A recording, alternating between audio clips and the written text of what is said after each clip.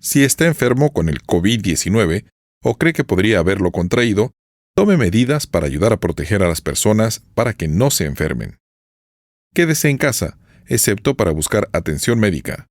Llame al médico antes de ir. Apártese de las demás personas que vivan con usted. Use una mascarilla para proteger a los demás. Cúbrase la nariz y la boca con un pañuelo desechable cuando tosa o estornude y lávese las manos inmediatamente. Evite compartir artículos con otras personas de su casa. Esto incluye toallas y sábanas, por ejemplo. Asegúrese de que los platos se laven en agua caliente o en la lavadora automática de platos antes de que alguien más los use.